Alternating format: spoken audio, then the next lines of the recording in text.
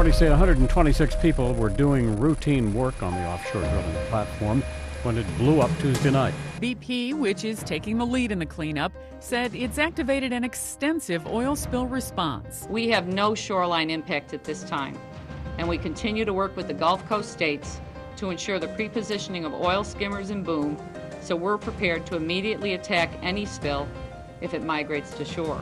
We can't sit and wait for this stuff to come ashore and say we did our best. That's not good enough. That stuff floating on top is oil.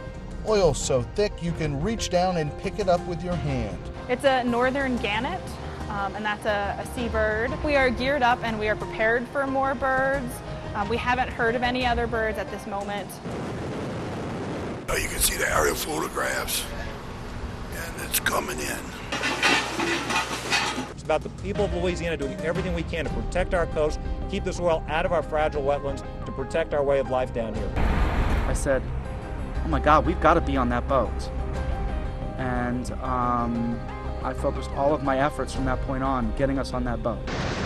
It was an eerie feeling because it was nighttime, it was lit up by lights, there's that cold, oily sea down below, and as it was being lowered in, it was like it was almost, when they were unchaining this device, it's like they were unchaining King Kong.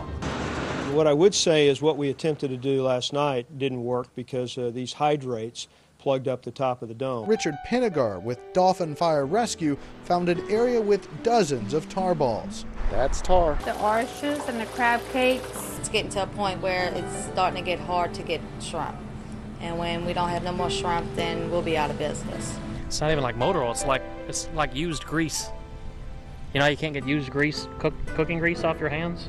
It kind of feels like it's got the same kind of texture to it. This is a BP mess.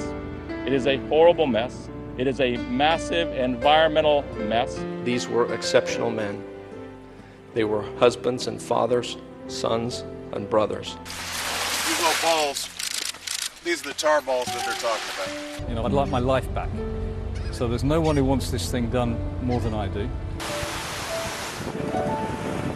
The gulls were going down to get the fish that were landing on the oil and then getting stuck in the oil.